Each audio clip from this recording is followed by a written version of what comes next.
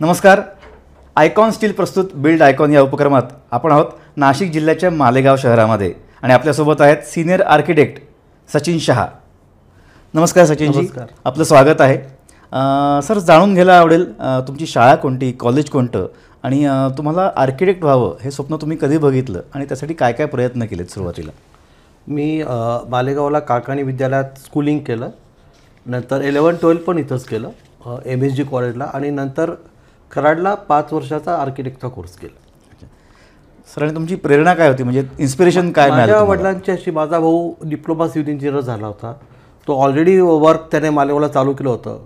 तर पहिलेपासून माझ्या वडिलांची अशी इच्छा होती की माझा मुलगा कॉन्ट्रॅक्टर आहे सिव्हिल, तर माझ्या मुलाने आर्किटेक्ट व्हावं असा त्यांचा पहिलेपासून प्रयत्न होता. आणि त्यांनी मला ते स्कूलिंग आणि कॉलेजपासूनच रुजू केलं मनामध्ये, आणि तेव्हापासून मी ठरवलं की ठीक आहे, आपण आर्किटेक्टच व्हावं, असं अशी त्याची इच्छा झाली. मला पण मग त्याच्यामध्ये घरच्यांची इच्छाच सर तुम्ही पूर्ण केली? म्हणजे वडिलांची इच्छा जास्त होती. वाह. एक मुलगा आर्किटेक्ट आणि एक मुलगा सिव्हिल इंजिनियर व्हावा. क्या बात आहे. सर, तुम्हाला मिळालेला पहिला प्रोजेक्ट कोणता, त्याच्या काही आठवणी आहेत, थोडक्यात सांगाल? आम्ही पुण्यात असतानाच आम्हाला पहिला प्रोजेक्ट मिळाला इथं. ती एक रेसिडेन्शियल बिल्डिंग होती. ते स्मॉल प्रोजेक्ट होता 9 फ्लॅटचा. तर ते करताना काही विशेष अडचण नाही आली, पण चांगलं झालं. आम्ही प्रेझेंटेशन करता मालेगावहून पुण्याला इथं यायचो आणि ते काम आम्ही चालू केलं. बरं. सर, तुम्ही आता गेले 30-40 वर्ष या क्षेत्रामध्ये आहात, खूप दांडगा अनुभव आहे. तर याच्यामध्ये तुमचा एखादा आयकॉनिक प्रोजेक्ट असा कोणता की जो तुमच्या खूप लक्षात राहिला आणि आठवणीत राहिला, सांगू शकाल? आत्ता आम्हाला सर 2024मध्ये अल्ट्राटेक सिमेंटचा एक बेस्ट डिझाईन म्हणून अवॉर्ड मिळालं इथं मालेगावला, ते चंद्रतारा अपार्टमेंट. तो मला पण आवडला प्रोजेक्ट, आणि तो ऑलरेडी कॉम्पिटिशनमध्ये गेला, पण आम्ही त्या प्रोजेक्टला जाऊ नाही शकलो कारण की तेव्हा आम्ही दुबईला होतो काही याच्या कारणाकरता. तर तो माझा सर्वात आमचा बेस्ट प्रोजेक्ट आणि सर्व गोष्टीने चांगला होता तो प्रोजेक्ट. सर, तुम्हाला जे पारितोषिक मिळालं त्याबद्दल अनेक तुमचे अभिनंदन. सर, आता तुम्ही नाशिक जिल्ह्यामध्ये मालेगावमध्ये तुम्ही इतके वर्ष आहात, तर शहराचा, जिल्ह्याचा विकास अजून कसा व्हावा, पुढच्या 10-15 वर्षात अजून काय काय सुधारणा व्हायला पाहिजेत असं तुम्हाला वाटतं की आर्किटेक्ट म्हणून? नाशिक तो ऑलरेडी डेव्हलप आहे, पण मालेगावचा विकास अजून फार व्हावा अशी इच्छा आहे की तो विशिष्ट एरियाच एक डेव्हलप होतो आहे, बाकीचा एरिया अजून पण एवढा डेव्हलप नाही आहे. तर मालेगावचा विकास अजून व्हावा आणि तो होईलच असं वाटतं. सर, आयकॉन स्टीलचा वापर तुमच्या कुठल्या प्रोजेक्टवर जर का झाला असेल तर त्याबद्दल तिथल्या इंजिनियर्सकडनं, बिल्डर्सकडनं काही फीडबॅक तुम्हाला मिळाला आहे? हो, आम्ही आर्किटेक्ट जरी असलो तर आम्ही स्वतः बिल्डर्सची पण करतो. आमचा स्वतःचा पण आत्ता एक कमर्शियल कम रेसिडेन्शियल प्रोजेक्ट चालू आहे, तिथं आमचं आयकॉन स्टीलच येतं.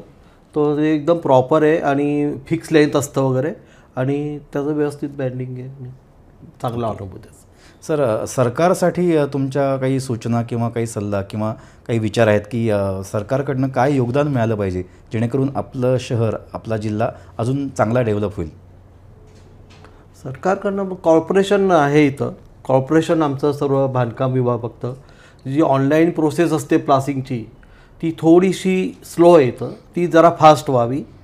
आणि बाकी तर जे क्लीननेस जो कमी आहे मालेगावला, म्हणजे स्वच्छता हा प्रकार जरा कमी आहे, तो व्यवस्थित हँडल व्हावा सरकार.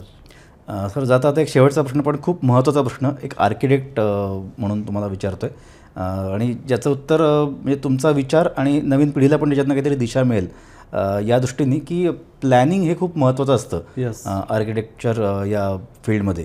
की जोपर्यंत ते प्लॅनिंग प्रॉपर होत नाही तोपर्यंत एक्झिक्युशन नीट होत नाही. तर त्याचा विचार तुमचा काय असतो, आणि येणाऱ्या नवीन आर्किटेक्टनी काय विचारांनी या क्षेत्रात यावं आणि काय काय प्लॅन्स करावेत? प्लॅनिंग करताना एकतर प्लॅनची जे असतात त्यांची रिक्वायरमेंट बघावी लागते, त्यांचे काय म्हणजे असतं काय नाही. नंतर प्लॅन करताना मेन व्हेंटिलेशन, प्रॉपर ओपनिंग्स वगैरे ते प्रॉपर पाहिजे, म्हणजे सर्क्युलेशन वगैरे. त्यामध्ये कुठे पण जे आपल्या हॅबिटेबल रूम असतात त्यांना नॅचरल लाईटच पाहिजे. बाकी मग म्हणजे असं नाही का बेडरूम किंवा हॉल हे डकमध्ये पाहिजे, कुठे कुठे काही ॲडजस्ट करतात, तर ते त्याला नेहमी नॅचरल व्हेंटिलेशन पाहिजे. आणि बाकी ज्या सर्व्हिसेस असतात, लिफ्ट आहे किंवा मग लिफ्ट रूम किंवा मग टॉयलेट, स्टोर रूम, त्यांना आपल्याला आर्टिफिशियल म्हणजे डकमध्ये लाईट मिळाला तरी चालू शकतो. आणि जास्तीत जास्त क्रिएटिव्ह नवीन नवीन डिझाईन देण्याचा येणाऱ्या आर्किटेक्टने मी प्रयत्न करावा. खूप छान.